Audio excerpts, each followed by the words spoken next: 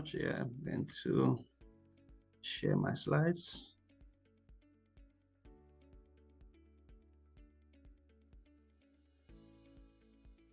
Can you? Yes, we can. Yes. Okay. Yeah, good. Thank you, Chinedu, for that wonderful presentation. So I'm going to take you from there and add a couple of things to what you have said. Thank you that you have, looked at it in a more broader perspective. So I'll be, kind of focusing on the more technical side of the discussion. So developing market relevant skills in an AI-driven world. About me, I started as a research and a data analyst. Just immediately finished my first degree. Then I proceeded from there to business and operational analyst role, where I was able to kind of use some unconventional machine learning algorithm to kind of optimize their business processes. Then after that, and that was in this year in the UK, and after that I took up a job as a data scientist. So now I'm kind of focusing more on ML and AI research. So that means I've left, if you have seen in the flyer, so the job on the flyer, I'm no longer with the company. So I've decided to kind of start my own establishment where I provide machine learning solutions to businesses. So that's always been, it has been like a decade long dream, and I feel it's about time I kickstart that. So I'm kind of starting up a firm now that kind of specialize in providing machine learning solutions to SMEs. So yeah, that's about that. So agenda for today, I'll be speaking about relevant soft and technical skills, essential AI skills, some ML, AI algorithms, and maybe some everyday AI tools that you need to be aware of to stay productive. Yeah, just to start, to begin on a lighter note. So there's this joke that I copied from LinkedIn, where somebody that is being scared of his or her job being taken by AI, and was kind of chatting with somebody else. So this person was saying artificial intelligence can't take your job, can't take sorry, I'm not seeing the full screen. Can't take your job if your job never required any intelligence to begin with, and person said I didn't get it. So this person sounds like he's not very intelligent according to the joke, and the person said you are safe. So what that kind of mean is that it's only roles that kind of require some level of intelligence that will be taken by, that will kind of be overtaken or, taken by artificial intelligence. So if your role involves any level of intelligence, it means you need to be kind of skeptical or afraid of AI. Yeah, so you need to stay on top of your game if you don't want AI to take over your job. Yeah, so that's just that on the lighter note. Yeah, so in terms of some essential soft and technical skills that you need, so like I mentioned earlier, I'm going to focus on the technical aspects now, particularly if you are looking at going into data science, cybersecurity, software engineering, and things like that. What are the skills that you need to have? I will kind of be biased towards data science because that's where I operate. So in terms of soft skill, if you go online, you see a lot of soft skills there that you need to have. So I just put these three there based on my own personal experience that I feel are the most important. So problem solving, you have to be curious and you have to be a critical thinker. So in terms of problem solving, so what this means that it has to be part of you. If you're kind of person that naturally you want to kind of improve things, you like to identify problem with a process, with a system, something you just keep saying, what can be done better? What can be done better? That is kind of soft skill that you need to have. If you are seeing those kind of traits, that is kind of telling you if you're not already in the system that you need to be in these roles. Then curiosity is about being curious of everything. Maybe you saw a code online or somebody shared a project. You need to be curious about every aspect of that project. Why has this person done this? Why has this person done this? Why has this person used this particular syntax this way? So this a kind of element of curiosity. Then critical thinking. This is, in fact, one of the most important soft skills that anyone willing to go into these roles need to have, because this type of problem they don't come very in a plain paper, clearly written, so those solutions are not easily identifiable. You have to be able to engage in a very deep thinking to identify the solutions. There are over 100 algorithms out there, tens of them are doing linear classification, many of them are binary classification and things like that. So fine, you have done research, you know all these things, but how to apply them correctly, that's where you need some level of critical thinking. Then in terms of technical skills, I know you will be expecting me to mention things like TensorFlow, blah, blah, blah. They are tools, and tools will always be changing. 5 years ago, I don't think even if there's TensorFlow, that's not been of the kind of reach it has now. So that's to tell you that there will always be changes in terms of tools. Just like when you have a building, you get now, you always change your chairs, you change your television, you change your fridge. Those are tools. But in terms of the foundation, these are technical skills, or I can call them functional skills that you need to have. Mathematics is strong. Statistics and programming. So this is just like main class, like a super class of this set of skills. So I can begin to now break them down into more deeper areas. So, and the reason why I've put this is that, see, the dust is going to settle soon. Everybody is shouting about LLM, shouting about foundational models. There'll be a time that it will be saturated. Those that will now remain, above are those that know what is happening under the hood. Those are people that know the mathematics, the linear algebra of some of these neural networks, matrices, matrix algebra, geometry, trigonometry. Those are the people that are actually controlling things. What we are all celebrating today, the LLM models, and all that, they are powered by mathematical concepts and statistical concepts. Then in terms of programming is very broad. There are different aspects. You have to learn about version control. You have to know about Docker for Dockerizing application. You have to learn how to code, and that is very broad. Particularly, you need to know object-oriented programming if you really want to do well in the area of programming. Object-oriented programming, you can start with functional programming, imperative programming, but your goal should be to be able to use object-oriented programming efficiently. If you have all these skills, I tell you, you will always remain relevant in the field. So because there are people that are dictating things, actually, people that have these essential knowledge skills.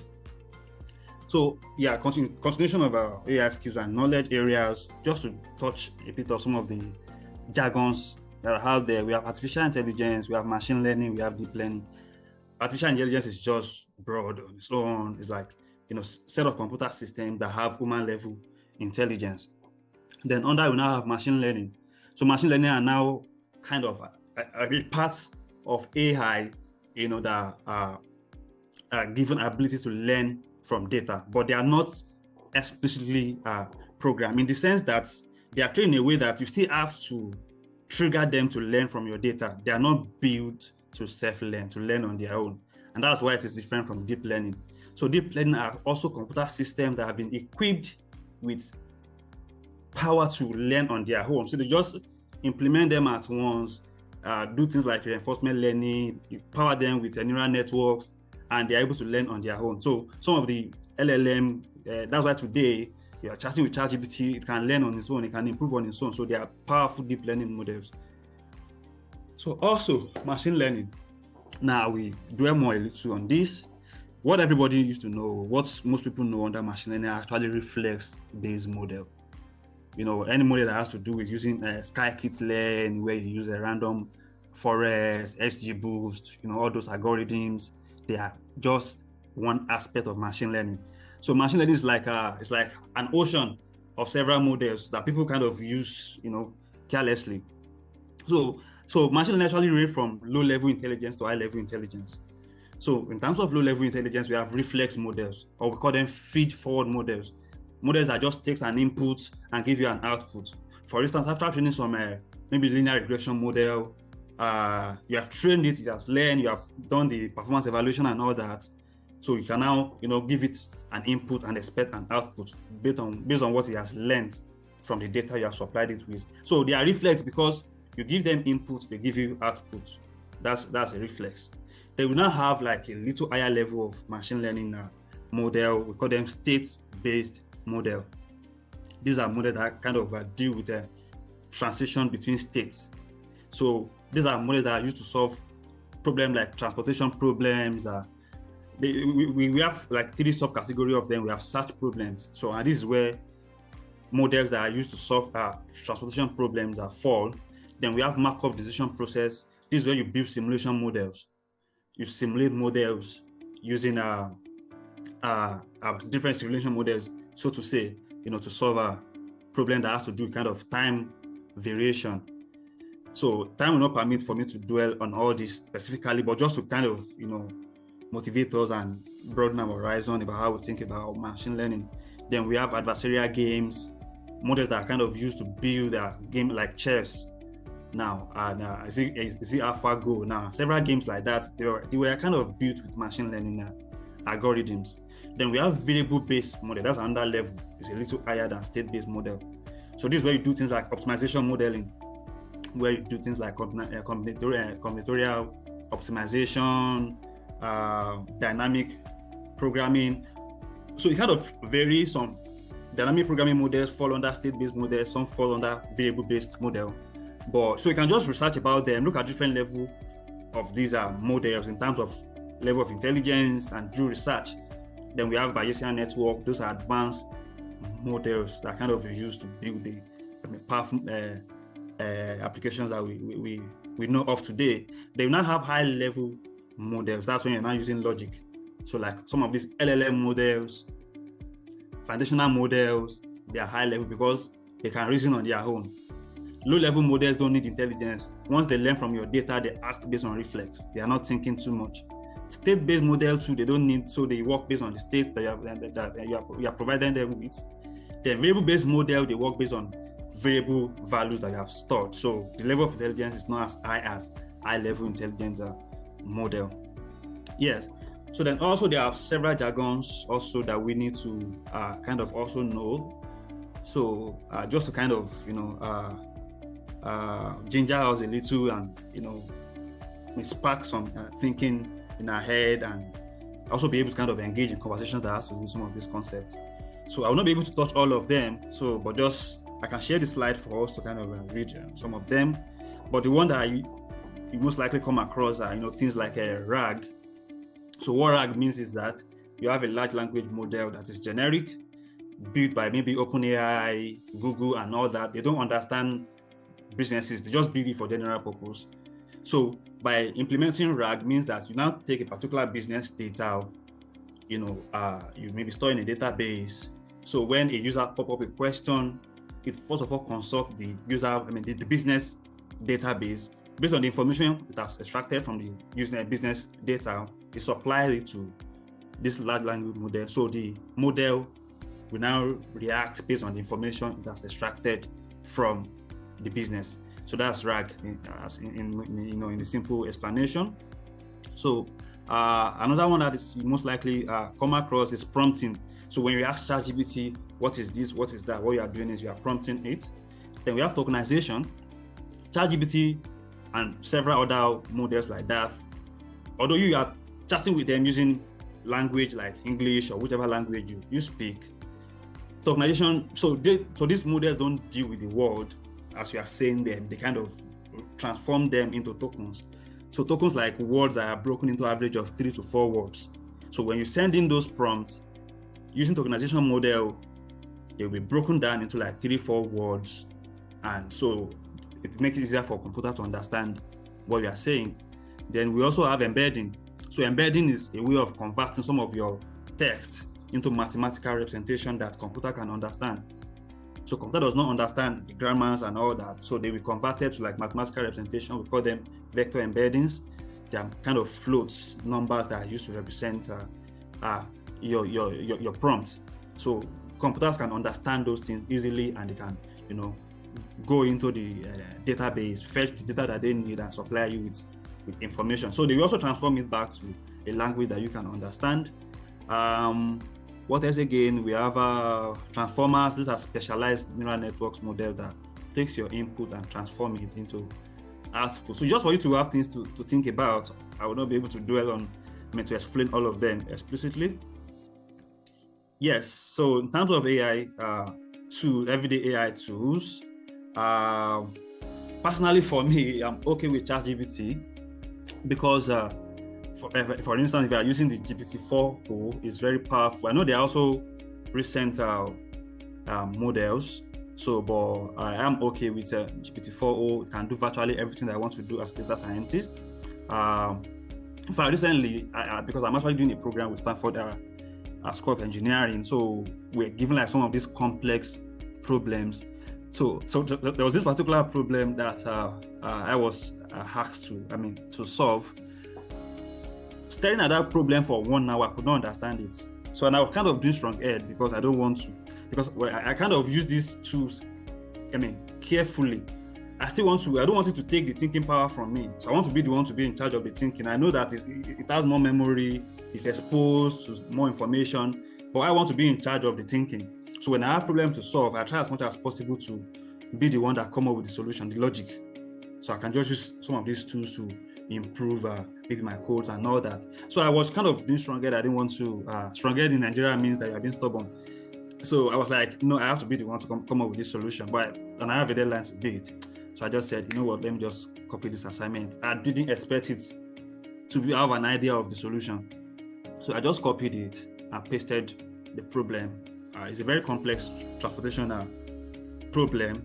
So, and using a uniform cost search is an algorithm.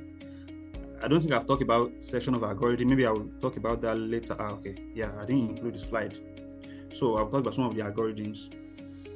So I use a uniform cost search algorithm. It's one of the complex algorithms for solving transportation problems. So I just dumped the question there, and I was expecting to just give me hints on the solution. It solved the problem for me completely. So that's how intelligent these tools are. So because they are exposed to different solutions, you get it now. So some of the things that you and I are just trying to learn. A lot of people have used those concepts. They have used those models to solve problems. So the AI is exposed to it, so it can provide solution much more quicker. So it solved it for me in a few seconds. So what I'm trying to say there is that these tools, ChatGPT alone is powerful to do anything that you want to do. You understand? But just like Chinedu said, we have to kind of ensure we can use this thing ethically and not also ensure that you are in charge. You can use it. So I call ChatGPT my personal body, like my consultant. So when I'm stuck, I run to ChatGPT, see, I'm having an issue, I don't understand it, it will explain it to me. You understand? But I always try as much as possible to be in charge, make sure I'm the one that come up with the logic, so that we can be there will be stages that you might want to be tested. You will not have access to ChatGPT. So what will now happen then? So that's when your security will now be reviewed. So you have to be sure that you are in charge of the solution. And whatever, if eventually you even use ChatGPT to derive the solution, make sure you understand it, so that next time you won't have to ask ChatGPT for the solution again. So that's the approach that we should take when using these tools. So then we have Copilot. This is Microsoft Copilot down here. Also good for you to kind of be able to use some of the Microsoft tools efficiently, like MS Word, Excel, PowerPoint, and all that. So if you have Copilot kind of integrated with those tools, you can use them more efficiently. You understand? Then we have a GitHub Copilot. Very, very good when you're coding.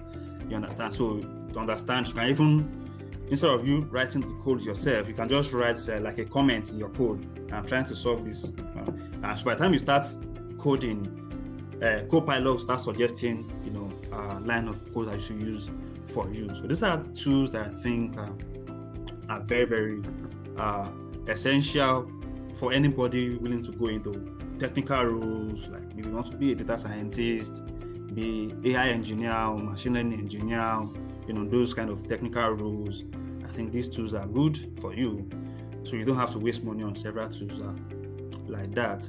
So before I go to the next slide, I'll just quickly go back to these my machine learning models to dwell more on the algorithms. I think I still have 5 minutes left. So in terms of algorithms, there are several algorithms out there.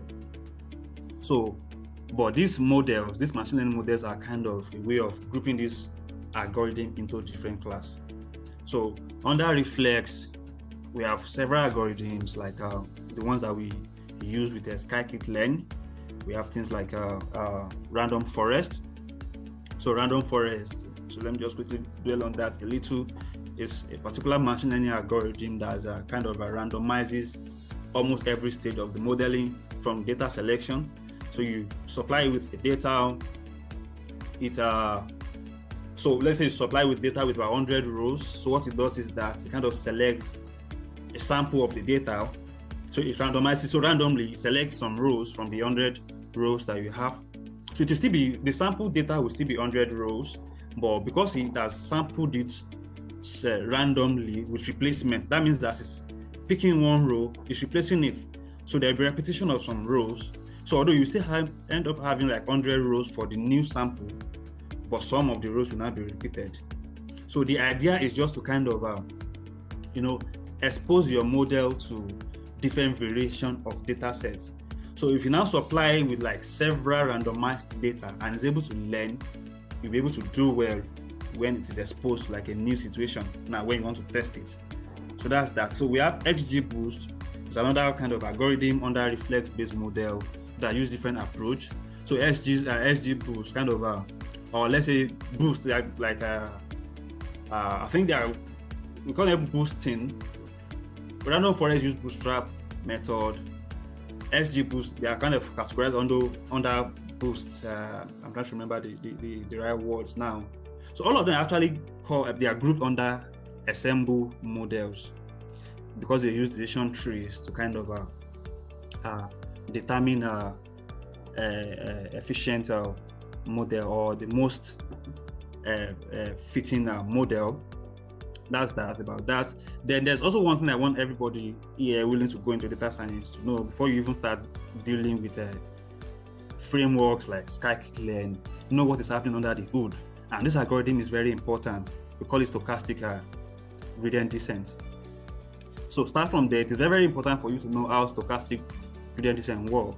So that when you get a situation where things that the models that scikit-learn has provided for you, when you can't use them, you'll be able to use things like stochastic gradient descent to still build models. So they are more flexible because you are building from the start, from the scratch. So if you have a good linear algebra understanding, you can work with a stochastic gradient descent and you can model any kind of a problem, whether it is having to do with a linear classification or it's having to do with a linear regression. So that's very, very important. Then for state-based model, dynamic programming is very important. UCS algorithm, that's uniform construct algorithm. There are two important algorithms under state-based model. Then in terms of variable-based model, we have MLP, that's mixed integer linear programming algorithms. So they are very, very efficient when dealing with variable-based problems. Then in terms of high-level models, they need to know neural networks and deep learning. So it's just like an umbrella name for a set of algorithms under them. So that is that about that. So last slide now before my time runs out, just a food for thought for people that are actually for beginners in this field, in any of the fields that I have talked about. These are some of the things that I always use to kind of keep me motivated. So know what you know what you don't know, continue to learn what you don't know. So that's that. I think that's very self-explanatory. I know what I know what I don't know, and I'm working on what I don't know continuously. So that's that. Then a lot of people have imposter syndrome, including me. So you always think you're not good enough, and it's actually a valid feeling because the field is very broad. I won't lie to you, it's very broad. So you always kind of feel like you need to do more. You don't know anything. So that is my own personal, and I feel I've heard a lot of people also say the same thing. So that's why I'm actually including this, that regardless of which level you are, or if you think you have imposter syndrome, that is you feeling kind of inadequate, thinking you're not good enough and all that, just know that everybody feels the same, regardless of level of experience. Even for those that have used 10 years in the field, they feel this way because this space is kind of changing every time. So everybody always have to be on their toe. You get now to be able to remain competitive. So you're not alone. Then also, there are a lot of distractions out there. a lot of distractions. Everybody coming up with courses, LLM, this and that. They will distract you. So be purposeful. So like Chinedu has said, know why you are choosing any field that you want to go to. Look at your trades. Look at things that you think naturally you're good at. If you think you are good with numbers, you like coding and all that, you definitely know you want to go into data science or software engineering. So be purposeful. So do things purposefully. Don't get distracted easily. You understand now? So that's that, and those are just a few words of advice I have for everyone here. So thank you. I'll be stopping here. So I will entertain more questions. Questions during the question session. Thank you.